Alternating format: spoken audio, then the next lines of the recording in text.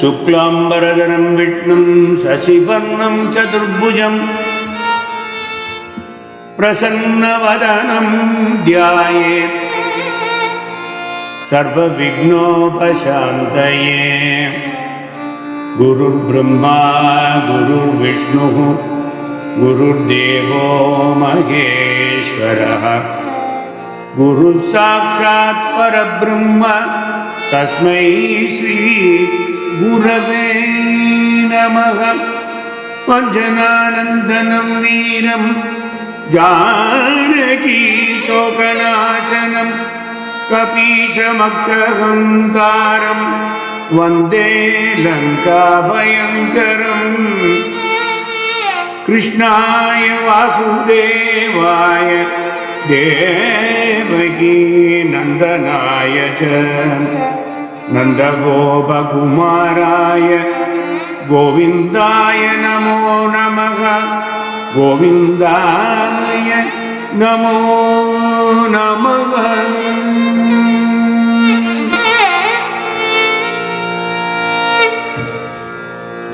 Namaskaram.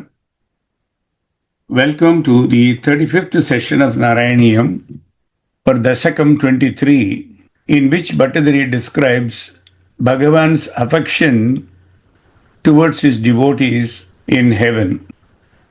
In the last two sessions, we saw the unique Ajamalopakhyanam and how he attained Sarupyam with Paramatma, irrespective of Ajamala's sins, in his later years especially, and how Bhagavan Nama has the power of cleansing the sins committed in countless number of prior births, thus offering salvation to the troubled mortals.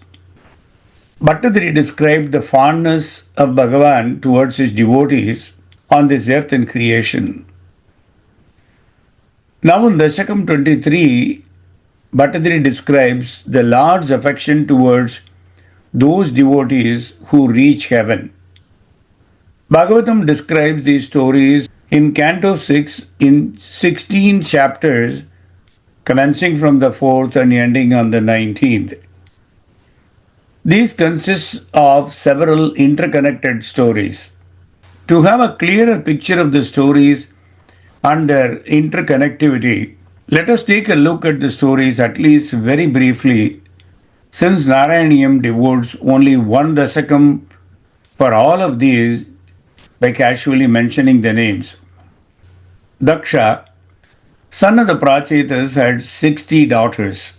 Aditi, one of the wives of Kashyapa, was one among those daughters, and Aditi had Twashþa as her fourth son. Twashþa then marries Rechana, sister of the Daityas, also known as Asuras. Daityas are sons of Diti, who happens to be another wife of Kashyapa. Aditi's sons are Adityas and Diti's sons are Daityas or Asuras. They have two sons, Sannivesa and the great Viswarupa. Viswarupa becomes the preceptor of the Devas but gets killed by Indra himself. Twashþa, who happens to be the father of Viswarupa, highly enraged because of Indra's conduct, conducts a sacrifice to avenge Indra, and from the ritual fire arises the powerful Asura by name Vritra. Indra kills Vritra with his thunderbolt and the Asura attains Sayujyam with Bhagavan Vishnu. That is, he merges with Lord Vishnu. Who is this demon Vritra and how does he attain Sayujyam, which can be got only with unparalleled and unflinching devotion to Bhagavan Vishnu? This Vritra was Chitraketu in his earlier birth. Let us now see how Bhattadari deals with these intertwined stories to narrate the story of Chitraketu. In Dasakam 19, the story of the Prachetas was described, which you may remember. Their son Daksha's story is now described very first in this Dasakam. प्राचेतसस्तु भगवन्नवरो हि दक्षः त्वत्सेवनं व्यथितसर्गविवृत्तिकामः आविर्बभूवित तदा लसदष्टबाहुः तस्मै वरं ददिततां च वधूम् असिग्नीम् प्राचेतसस्तु भगवन् अपरो हि दक्षः त्वत्सेवनं व्यदितसर्गविवृत्तिकामः आविर्बभूवित तदा लसत् अष्टबाहुः तस्मै वरं ददित तां च वधूम् असिग्नीम्. The story of Daksha Prajapati, son of Brahma, who conducted a sacrifice called Brihaspati Savna with contempt towards Lord Shiva, was earlier described in Dasakam 16, as you may remember.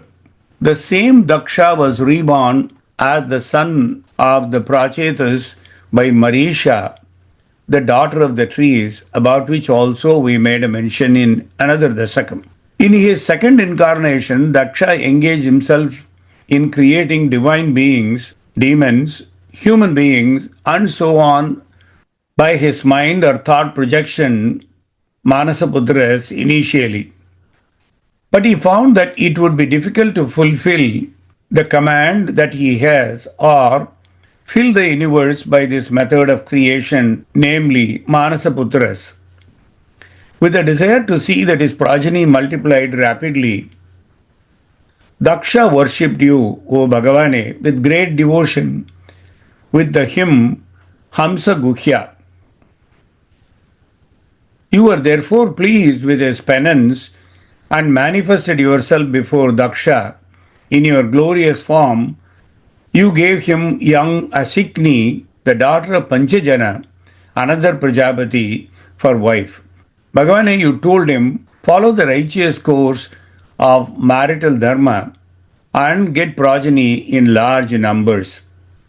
Your progeny too, like you, will adopt the same method, the righteous methods only, to multiply their progeny. This was the boon as well as the order that Bhagavan gave to Daksha.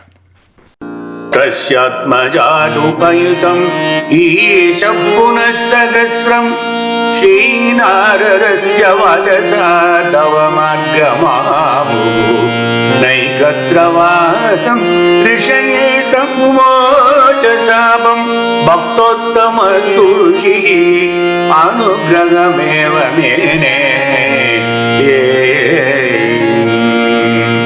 Tasya Atmajahatu Ayutam Isha Punaha Sahasram Shri Naradasya Vachasa Tava Margamapuhu Naikatravasam Rishaye Samumocha Shapam Bhaktotamastu Rishihi Anugrahameva Mene.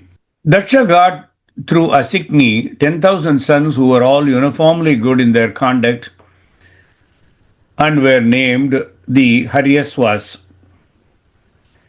They implicitly obeyed their father's order for increasing the progeny. Deciding that nothing would happen without Bhagavan's blessings, they all practiced austerities on the banks of the lake Narayaneeyam near the confluence of the river, now known as Indus, and also the sea. At that time, sage Narada, who happened to come there, advised them to take to the path of liberation from which there is no return. They all attained Sayujyam after doing penance. This really upset Daksha. When Daksha heard this news that all of them reached Sayujyam and the progeny was not continued, he was crestfallen. Thus, after his first attempt failed, Daksha again got another 1,000 sons by name Sabalasvas. Obeying their father's command, these Sabalasvas started doing penance on the banks of the same lake Narayaneeyam of creating good progeny. Sage Narada appeared before them too and advised them to take to the path of their elder brothers. Once again, accordingly, they also attained Sayujyam like their brothers. These acts of Narada, as though from a previous enmity with Daksha, enraged Daksha again and again, and he finally cursed the sage Narada that let him not be in a position to stay at a place permanently. In effect, according to this account, Daksha's curse on Narada made Narada roam around the universe without a permanent place of his own. Though Narada was capable of pronouncing retaliatory curses against Daksha, being a great devotee of Bhagavan Supreme, he refrained from doing so and accepted the curse instead as a boon in disguise. After all, attachment to various things happens only when one stays at a place for long, which all of us as ordinary mortals are already aware of. So Narada said, okay, your curse is a great benefit to me. I will not stay in one place and I will roam around the world and cosmos so that I can be at the service of Sri Narayana. We will now see how Daksha became productive and how his further efforts led to success in the following verses. षष्ट्या ततो दुहिदिभिः सृजत कुलौकान् दौहित्रसूनुरदतस्य च विश्वरूप त्वत्स्तोत्रवर्णितमजापयदिन्द्रमाजौ त्वत्स्तोत्रवर्णितमजापयत् इन्द्रमाजौ देव त्वदीय महिमा खलु सर्वजैत्रः देवत्वदीय महिमा खलु सर्वजैत्रः.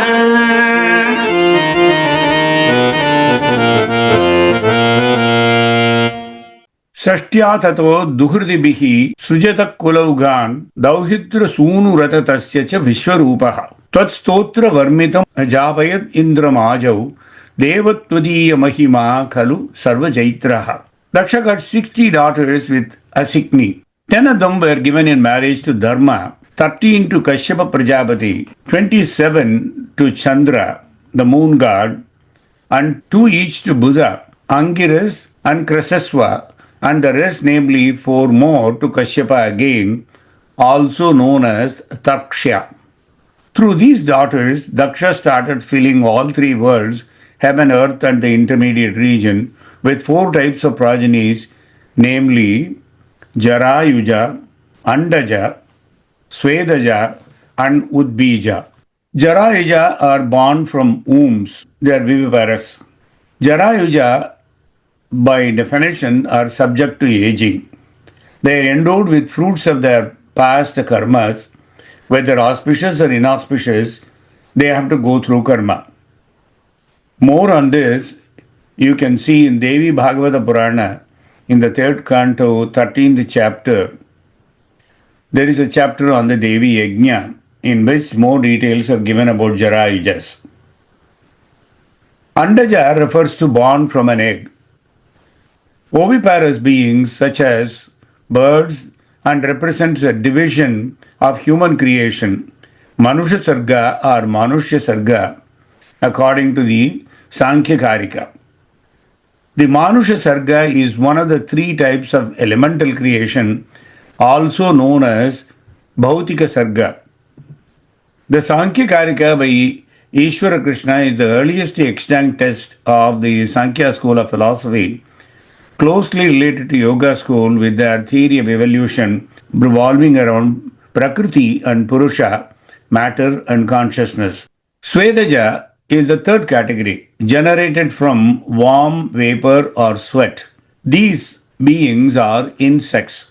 There are a dozen definitions prominent being Vayu Purana, Devi Bhagavata, and Sankhya Karika.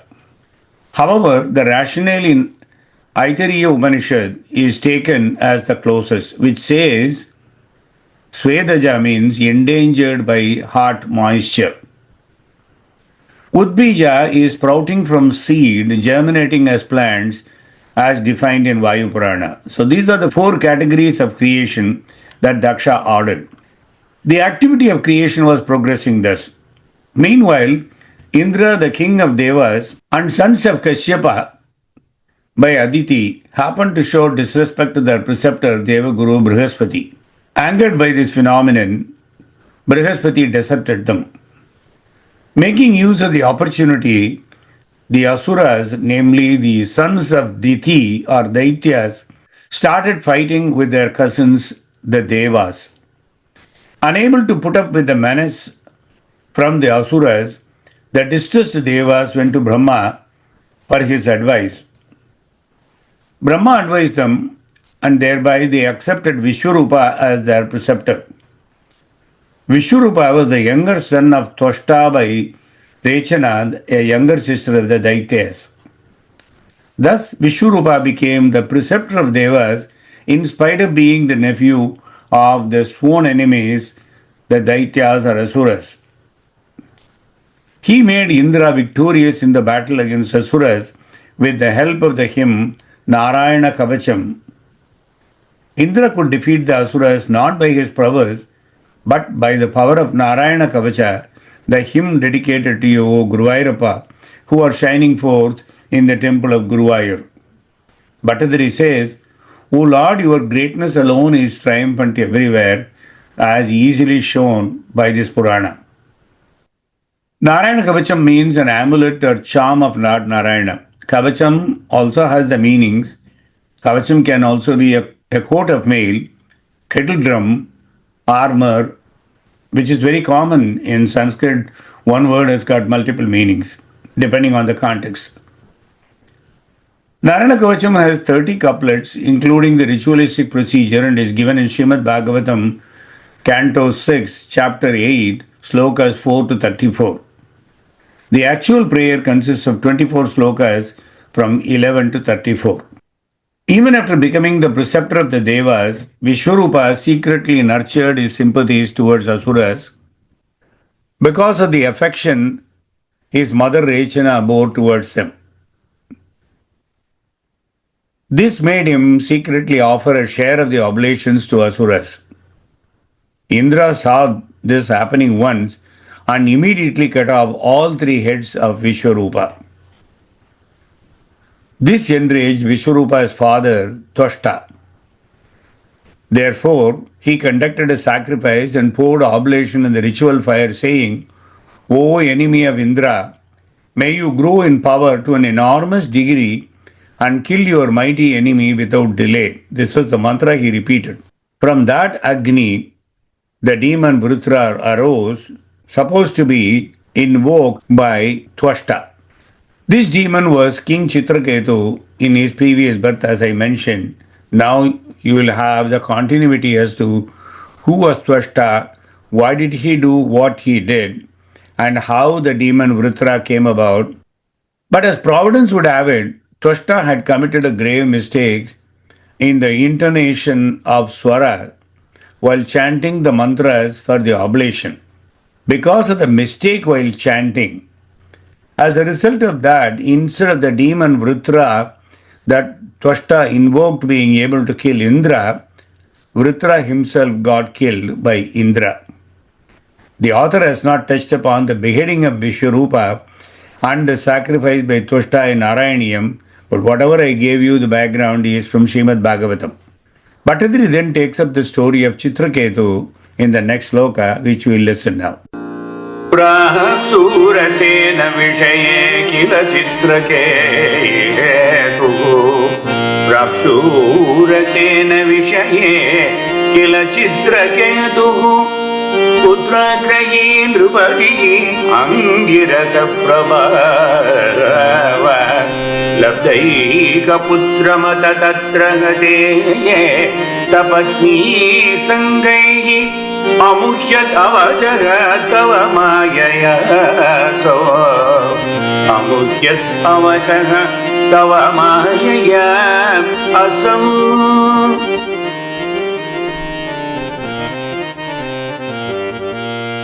प्राक् सूरसेन विषये किल चित्रकेतुः पुत्राग्रही नृपतिः अंगिरस प्रभावात् लब्धैकपुत्रमत तत्र हते सपत्नीः संगैः अमुह्यत् अवशः तव माययासौ. Long ago, Chitraketu was a king in the Surasena kingdom. He had many wives but was not blessed with a child from any of them. This afflicted him with great grief. It so happened that one day the great sage Angiras, son of Brahma, came to the palace of Chitraketu. Upon inquiry, the king told the reason for his distress and implored the sage to bless him to have a son. Thereupon, the sage got a special oblation prepared and propitiated God Twashþa. The remainder of the sacrificial offering was given to the senior-most queen, Kritadyuti. At the right time, the queen conceived through Chitraketu and gave birth to a son. Chitraketu was delighted on getting a son, but this happiness was short-lived. The co-wives of Kritadyuti, who were overcome with great jealousy, joined together and killed the prince by secretly feeding him poison. So the son of Chitraketu, obtained with so great a difficulty, ended up being killed by the other queens. Chitraketu was no wonder distressed, and Bhagavatam says he wailed aloud. The king's attachment to his son was such that he fainted and fell down unconscious. तं नारदत्तु सममङ्गिरसदयाडुः सोऽप्राप्य तावत् उपदर्श्य सुतस्य जीवा कस्यास्मि पुत्र इति तस्य गिराविमोहं त्वक्त्वा त्वदर्शनविदो नृपतिर्न्युयुङ्क्त Tam naradastu samam angirasa dayaluhu samprapya tavat upadasya sutasya jivam tasyasmi putra iti tasya gira vimoham tyaktva tadakshana vidau nrupatim nyayumta. As the king Chitraketu was beside the dead child with no one to console him, the kind-hearted divine sage Narada and sage Angiras came back. Initially, the sage Angiras tried to console the king by counseling on very high spiritual matters like the imperishability of the soul, the transient nature of the body, and the assumption of different bodies by the soul in different births, and giving all kinds of Vedanta. However, this type of talk did not console the king. Then sage Narada brought the astral body of the departed prince by his yogic powers and ordered it to enter the physical body of the slain son in order to assuage the sorrow of the parents and relatives and also to enjoy his full life after ascending Chitraketu's throne. Astral body is the one with which the soul is clothed when departing from the physical body and traveling to the other world as per definition. We just now saw the irreconcilable despair of King Chitraketu and Narada's compassion for Chitraketu resulting in his attempt to bring back the departed soul as astral body or Sutasya Jivam as Bhattadiri called it, to be enjoined to the Mrita Shariram. So Narada attempted to take the Sutasya Jivam and enjoin it with the Mrita Shariram or the corpse. But lo and behold, the enlightened soul in astral body format shook Narada, the exemplar sage, and Chitraketu by raising highly philosophical questions difficult to answer and bid goodbye to Narada and Chitraketu to proceed to the Thiruvadi of Bhagavan.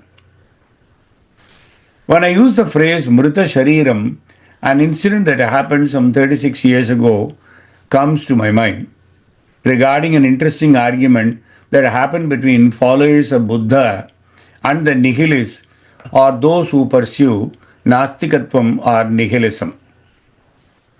A follower of the Sri Ramakrishna order, a Belgian Brahmachari monk, came to pay respects to Swami Ritajanananda, the head of International Order of Sri Ramakrishna Missions overseas.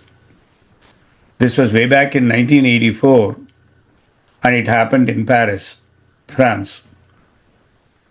We, the Krishnans, used to live in Paris and regularly visited the monastery, namely the vast country farm housing the Vedanta Center of Ramakrishna Mission in Gretz, some 30 miles south of Paris, where the center's international ashram was situated. The Belgian monk mentioned about some half-baked Western yoga expert writing in a German publication as if you know everything about Advaitam and nihilism by comparing both as the same. Instead of reacting, Swami Ritajanananda, the head of the mission, smiled and corrected the situation. He said, "It is so sad that self-proclaimed scholars can harm the cause of Sanatana Dharma a lot more by such writings. There is an ocean of information available that separates Advaitam and Nastikatvam. In Advaitam, your essential nature is God. That is, Tattvamasi, you are that. You are creating this world by opening your eyes, sense organs as Brahma. You are sustaining it by watching it and participating in it as Vishnu. You are destroying it by closing your eyes, sense organs as Rudra." That's how Advaitam defines it. Nastikatvam or nihilism teaches that you are also not there. For nihilists, nothing is existing, neither you nor God. Then Swamiji concluded Advaitam is God per se, whereas nihilism is like a corpse, or he used the word Mrita Shariram. Swamiji further mentioned an old saying about Nastikatvam charvakam marananamritam mrita shariram kuta ayataha yavat jivet kutam jivet runam krutva dhrutam pibet. A corpse can never come alive. Means, who is going to ask you after you are dead? Thus, as long as you live happily. Borrow or lend or spend or drink and make merry, and who cares? So practically, your Nastikatvam can only take you to that of Amrita Shariram. Charvaka, there are so many references about this term in Puranas.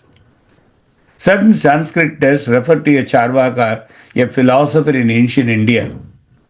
He was an atheist said to have been the author of the above couplet, which I just recited. Nastikatvam Charvakam Marananantaram Mrita Shariram Krita Ayataha Yavat Jivet Kutam Jivet Runam Kritvat Ghritam Pibet. Charvaka, he controverted in a powerful manner the belief in the existence of heaven and hell after death. The soul of the prince replied, "O sage Narada, which are the parents whom I should console? By the fruits of actions caused by tendencies fostered by ignorance, I have been revolving in the cycle of births and deaths repeatedly many times, now as a divine being, then as a human being, and then again as one of the lower animals. I am being tossed here and there in this ocean of life and death. I have had parents and kinsmen in all of these lives. Which one should be consoled now? The soul takes different parents to its different births, just as a gold coin changes hands during trade and travels throughout the world. The soul has connection with parents only so long as the body created from the flesh and blood of those parents houses it. The relation between me, who is the jiva, and the body as my house has ended with the death of the body. After that, who is my mother? Who is my father? Whose son am I? What is the relation between me and these people? Surely it is out of place to feel sorry for me, as I have no connection with any of them. As a soul, I have no relations nor enemies in this world. That being the case, what is there in me to assuage the sorrow of these people by getting into the Mrita Shariram? Speaking thus, loud enough for the king to hear, the soul disappeared. This made Chitraketu abandon all ignorance-based desires and connections, and he became free of sorrow and delusion. Chitraketu disposed of the body of the prince, bathed in the river Yamuna, and did tarpana, water libation, to his son. Afterward, Chitraketu took refuge in sage Narada. The sage asked the king to worship the Lord with his mind under full control. Brahma and Narada then disappeared after imparting spiritual wisdom to Chitraketu and his wife. Let us now listen to Sloka 6. Stotram cha mantram abhinarado atalabhaya Stotram cha mantram abhinarado talabhya Toshaya sechava pusha nanu te tapasyanne, nanu te tapasyanne. Vidyadhara adhipadikam sahi saptaraje labdvabi, labdvabi akundamati anvapajat bhavantam, akundamati anvapajat bhavantam.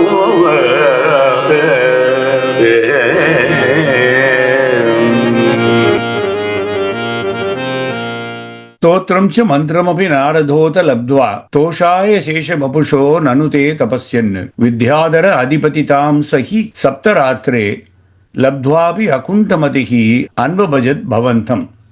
Maharishi Narada taught Chitraketu divine hymns and distinguished mantras. Chitraketu prayed to Lord Sankarshanamurti, who is similar to you, O Lord of Guruvayur. Chitraketu repeated the prayer with full concentration of mind for 7 days consecutively, subsisting only on water. As a result, he attained the permanent lordship of Vidyadharas, who are known as artists of the heaven. And when he did so, he was not satisfied with the result. So then he continued to worship you for a higher plane of Sayujyam. तस्मै मृणालधवलेन सहस्रशीर्ष्णा रूपेण भद्रनुति सिद्धगणावृतेन प्रादुर्भवन् अचिरतो नुतिभिः प्रसन्नो दत्त्वा आत्मतत्त्वम् अनुगृह्य तिरोददात अनुगृह्य तिरोददात. तस्मै मृणाल धवलेन सहस्रशीर्ष्णो रूपेण बद्धनुति सिद्धगणावृतेन प्रादुर्भवन् अचिरतो नुतिभिः प्रसन्नो दत्त्वा आत्मतत्त्वम् अनुगुह्य तिरोददाथ. As said earlier, Chitraketu continued his penance even after attaining the lordship of Vidyadharas. In a few days, repetition of the same prayer as a Vidyadhara illumined his mind, and he betook himself to be at the holy feet of Lord Adisesha, the serpent god. Lo and behold, before long, Bhagavan manifested before him in his divine form, which was white like a lotus stack and was endowed with 1,000 heads. He was surrounded by multitudes of siddhas singing his glory. Chitraketu extolled the Lord with divine hymns with intense devotion. O Bhagavane, you were pleased with his hymns and blessed him with the knowledge of the principle of the Supreme Spirit, namely Brahman. Siddhas, incidentally, are semi-divine beings of great purity and characterized 8 supernatural faculties known as Siddhis. Please also see Dasakam 95 of Narayaneeyam for many more details on these. King Chitraketu worshipped the Lord in his form of Sankarshanamurti, and the Lord manifested in that form. This is a clear example to show that the Lord will appear to the devotees in any form that the devotee worships for. त्वद्भक्तमौलिरतसोऽपि च लक्षलक्षम् त्वद्भक्तमौलिरतसोऽपि च लक्षलक्षम् वर्षाणि हर्षुलमना भुवनेषु कामाम् सङ्गापयन् गुणगणो तव सुन्दरीभिः सङ्गापयन् गुणगणो तव सुन्दरीभिः सङ्गातिरेकहितो ललितं चचार सङ्गातिरेकरहितो ललितं चचार. त्वद्भक्तमौलिरतसोऽपि च लक्षलक्षम् वर्षाणि हर्षुलमना भुवनेषु कामम् सङ्गापयन् गुणगणं तव सुन्दरीभिः सङ्गातिरेकरहितो ललितं चचार. Being the Lord of Vidyadharas, Chitraketu made the beautiful Vidyadhara damsels sing in melodious and sweet music of Lord Sri Hari's greatness and his qualities like compassion, and affection towards the devotees.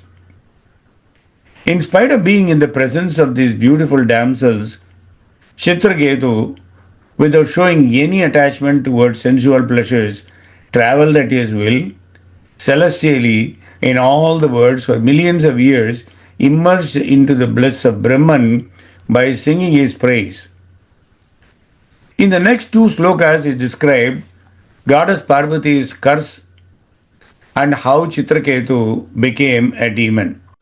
अत्यंत संग विलयाय भवत् प्रणुन्नो Nuno सुरूप्य गिरिमाप्य महत् समाजे निःशङ्कम् अङ्गकृतवल्लभम् निःशङ्कम् अङ्गकृतवल्लभम् अङ्गचारिम् तौ शङ्करम्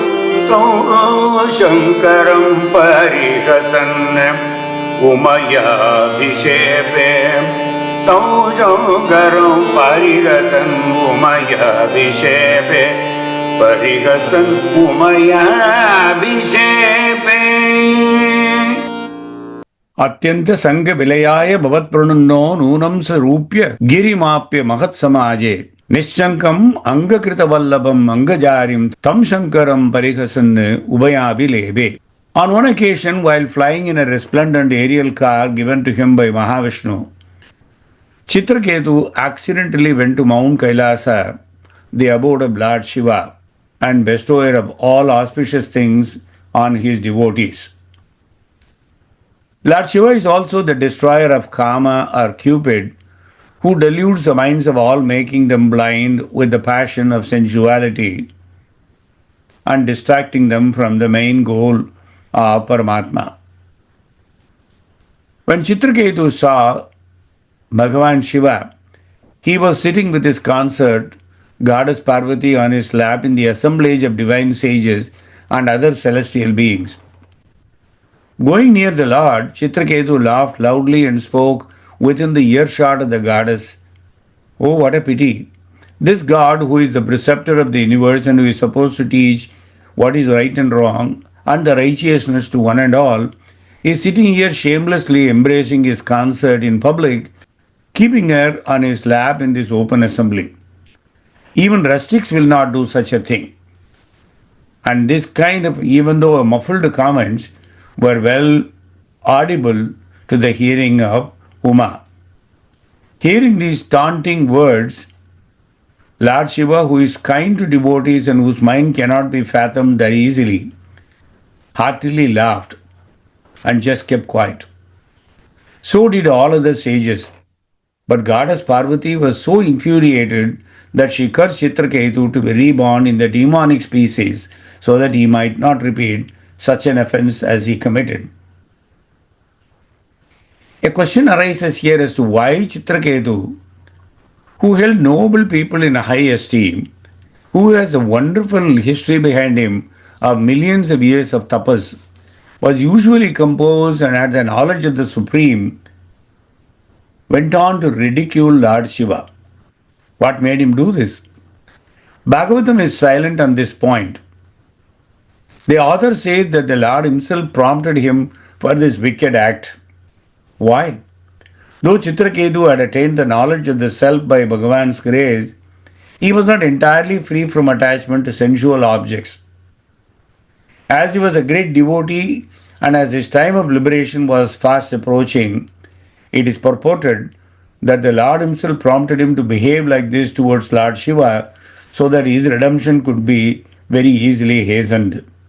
Therefore, the curse of Goddess Parvati was only a blessing to accentuate Chitraketu's shedding of this mortal coil and then finally reach the lotus feet of Bhagavan. This is the explanation given. निसंभ्रमत्तु अयमयाचितशापमोक्षो वृत्रसुरत्वम् उपगम्य सुरेन्द्रयोगी भक्त्यात्मतत्त्वकथनैः समरे विचित्रं शत्रो विभ्रमम् आपास्य गतः पदोऽन्ते समरे विचित्रं शत्रो विभ्रमम् आपास्य गतः पदोऽन्ते. Nissambramaha tu ayam ayachita shapamoksho Vritrasuratvam upagamya surendra yodhi bhaktyatma tattva katanaihi samare vichitram shatropi brahmam apasya gatapadam de. Unperturbed, Chitraketu did not feel any fear or agitation on goddess Parvati's curse. He did not even plead for redemption from the curse either. He simply accepted the divine lady's curse with reverence as is characteristic of a pious soul. Hurled into the demonic species, Chitraketu sprang up from Twashþa's sacrificial fire with the name Vritra because that was his karma. Twashþa made a mistake in mantra, so instead of becoming a great Deva, Vritra was born as a demon. But of course he was endowed with a fund of spiritual knowledge which he retained from his earlier life as Chitraketu. Though he had the demonic body, Vritra remembered everything about being Chitraketu for millions of years. Having narrated the story of Chitraketu who was born or reborn as Vritrasura, it should now be interesting to go back to the story of Viswarupa, which was narrated earlier in Shloka 3. Viswarupa, even after becoming the preceptor of the Devas, secretly nurtured his sympathies towards Asuras because of the affection his mother Rechana bore towards them. This made him secretly offer a share of the oblations to Asuras, as I mentioned, and because Indra saw this, immediately cut off all three heads of Viswarupa. And that is how Twashþa, the father of Viswarupa, got enraged. In order to avenge the slaying of Viswarupa, Twashþa conducted a sacrifice and created this son who would then kill Indra and poured oblation in the ritual fire. Hataputraha tatas Twashþa juhave Indraya shatrave Indrashatro vivardasva macharam jahi vidvisham. Twashþa offered oblation saying, O enemy of Indra, flourish to kill your enemy without delay. But how did it become completely different? That is why I am digressing towards in the end. There was some defect in Twashþa's chanting of the mantra because he chanted it long instead of short, and therefore the meaning changed. Twashþa intended to chant the word Indrashatro, meaning the enemy of Indra. O enemy of Indra. In this mantra, the word Indra is in the possessive case or Shasti, and the word Indrashatro is called Tatpurusha compound or Tatpurusha Samasa.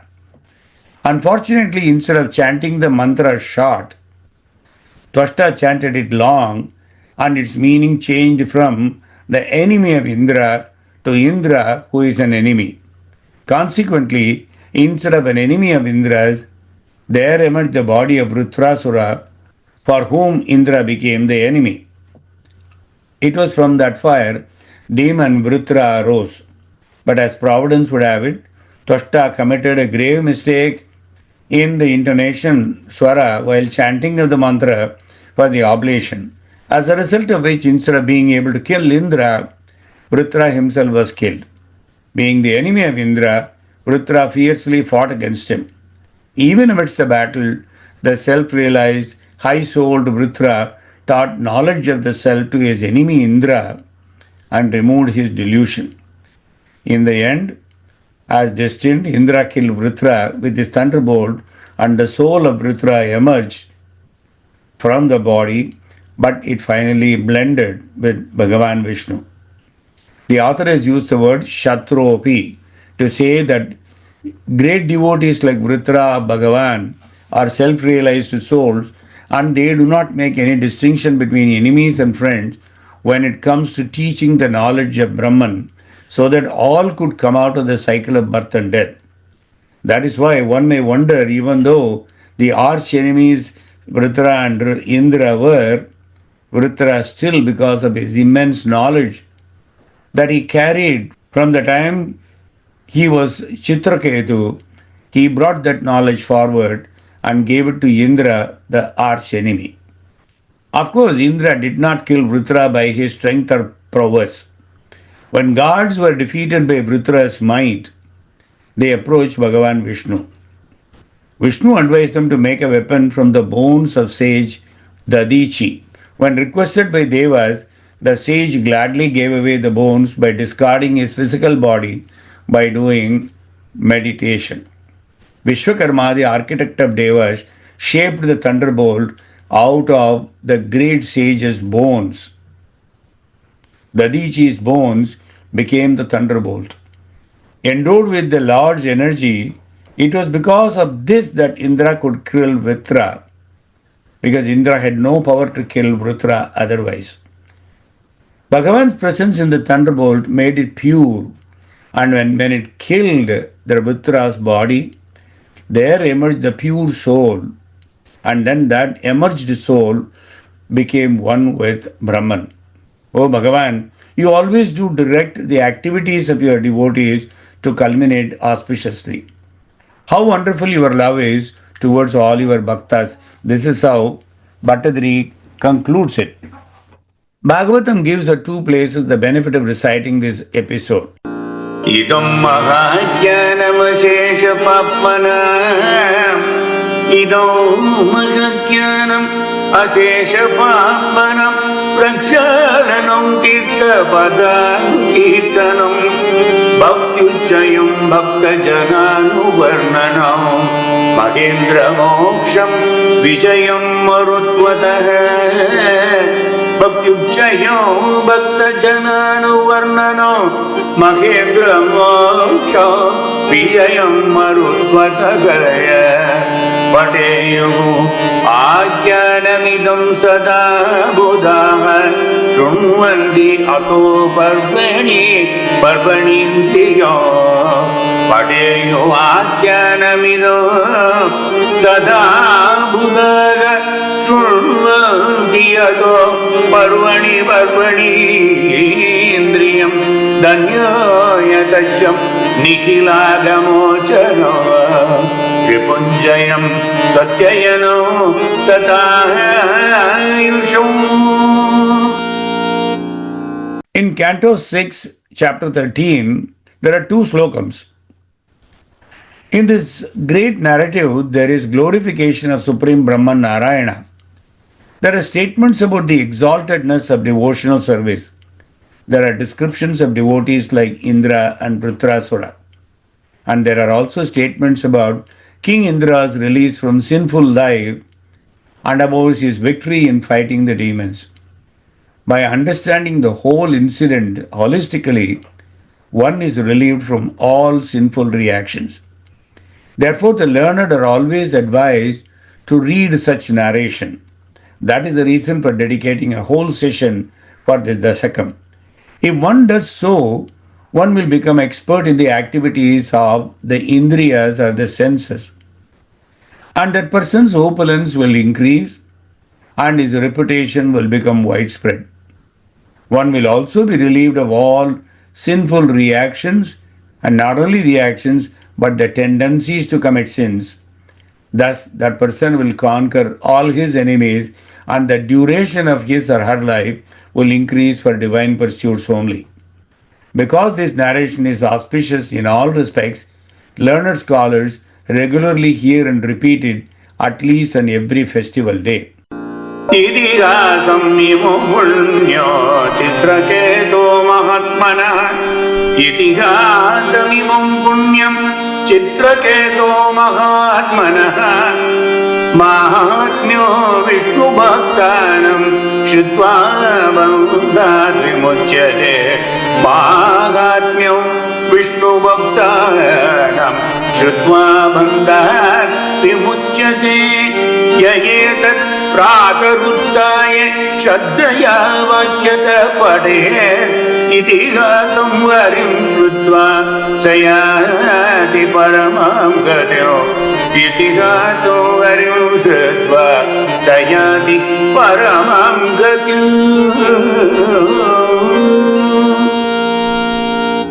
Chitraketu was a Mahatma.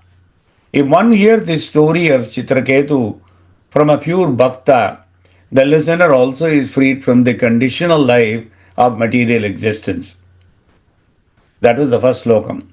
In the second slokam, one who rises from bed early in the morning and recites the story of Chitraketu, controlling his words and mind and remembering the Supreme Brahman, will return home back to Paramatma without difficulty, even if cursed to become an Asura. The final sloka is interesting that Bhattadri narrates the story of Diti's worship to Bhagavan Vishnu for a son capable of killing Indra and how it turns out to become beneficial to Indra. Let us hear that. त्वत्सेवनेन दितिः इन्द्रवद उद्यताभि त्वत्सेवनेन दितिः इन्द्रवद उद्यताभि तान् प्रत्युत इन्द्रसुहृतौ मरुतो अभिलेभे दुट्टाशयेऽपि शुभदा एव भवन्निषेव तत्तादृशः त्वम् अवमां पवनालयेश तत्तादृशः तव अवमां पवनालयेश पवनालयेश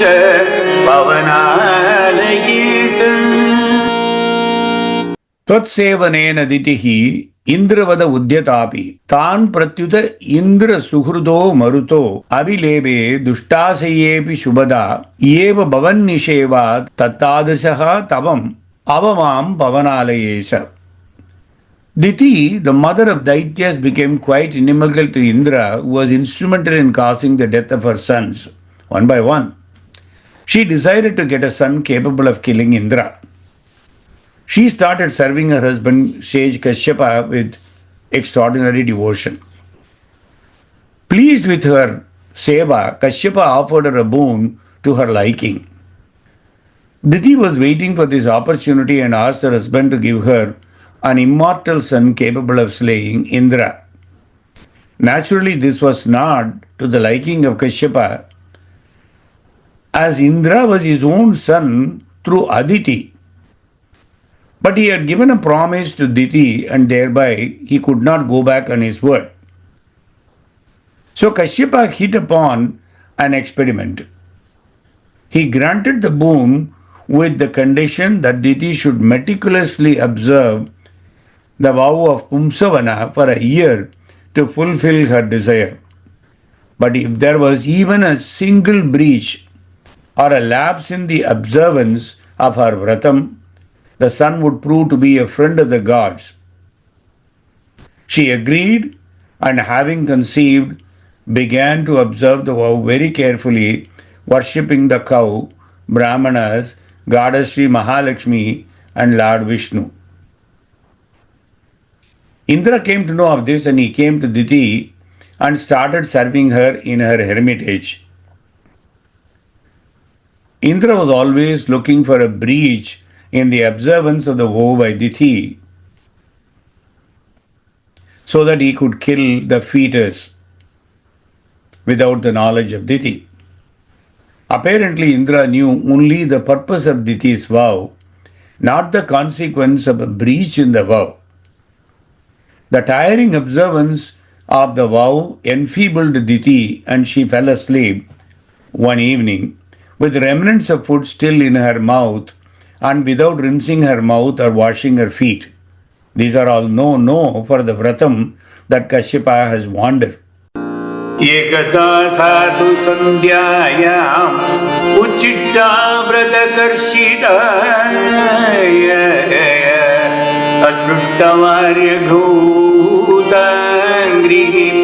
asprutavarya dhutangrihi sushvapa vidimohita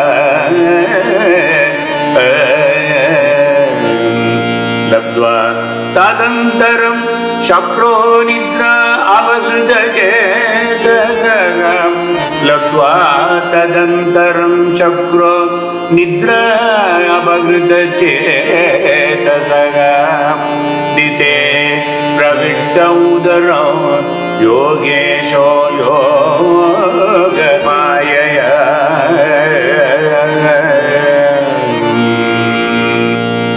In Srimad Bhagavatam, Shuka tells Parikshit, Hey Rajan, Ekada sadhu sandhyayam uchishta pratakarchita atprishtavarya dhautangrihi sushvava vidhi mohitaha.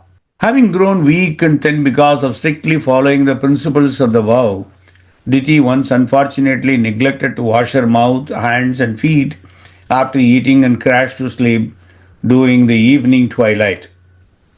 This is actually Sukha to Parikshit as to what should not be done. An adverse fate had played its part. This was a clear breach of the vow that Kashyapa ordered. Sukha continues to Parikshit in the next lokam, Labdva tadantaram shakro nidra apakrita chetasaha ditehe pravishta udaram yogesho yogamayaya. Finding this fault, Indra, who has all the mystic powers, namely the yoga siddhis such as Anima and Laghima, entered Diti's womb while she was unconscious and being fast asleep. I am aware that there are many aficionados of Srimad Narayaneeyam from Malayalam Desam who may find a different interpretation here. As per that belief, the fault or lapse of Diti is explained in Malayalam Desam as Diti slept keeping her head at a place where the feet should have been and vice versa. That is a clear breach of vow. Whatever may be the rationale, the lapse was detected. Seeing this breach, Indra entered her womb with his yogic powers and cut the embryo into 7 pieces with his thunderbolt. Addressing the crying embryo, which has been severely severed, as though he was consoling them with affection, Indra was saying, Marudu, Marudu. In other words, do not cry, please do not cry. Then Indra cut those 7 pieces into 7 each, thereby making a total of 49 Mamsa pieces. He could not outright kill the fetus as it was protected by Bhagavan Vishnu, who was being worshipped by Diti for a whole year under her penance. While waking up, Diti saw her 49 babies brilliant as fire and felt gratified because they were born in her sleep, and she was not aware until she woke up. Her disposition had become free from reproach because of her worship of Lord Vishnu. She said to Indra, Dear son, desirous of obtaining a son that might kill you, I observed this difficult vow, but in the place of one son, how did these 49 babies come to be born? Tell me the truth if you know, but do not lie. Let me caution you. But Indra dutifully related what had happened and fell at her feet, seeking her forgiveness for the heinous crime he committed. Diti controlled her anger and gave Indra her sons, telling him that he should not harm them and that they would in due course of time be of much help to him. The 49 babies came to be known as Maruts or wind gods, as they were told Marud at the time of splitting. The stigma of demonhood attaching to them because of their mother, because they are Daityas as sons of Diti, was completely wiped off and they were transformed into Devas by Indra by the very sheer act. Thus were born to Diti 49 gods friendly to Indra instead of one inimical demon as she originally desired. It is because of Diti's prayer to you, Guruvayurappa, that the final outcome was auspicious, though the intention was evil. O Bhagavane, your worship can confer only good even on persons with evil intentions. May you be pleased to protect me. That's how Bhattadiri ended it. The author's mental anguish is reflected in the adjective Tadadrishaha, that the Lord blessed even Diti, who prayed with all evil intentions, whereas he, that is Bhattadiri, whose prayers are with no evil thoughts, still are not being cured. Om Namo Bhagavate Vasudevaya. Narayana Narayana Narayana Narayana Narayana Narayana Narayana Narayana Narayana Narayana Narayana Narayana Narayana Narayana Narayana Hare Krishna Guruvayurappa Hare Krishna Guruvayurappa Hare Krishna Guruvayurappa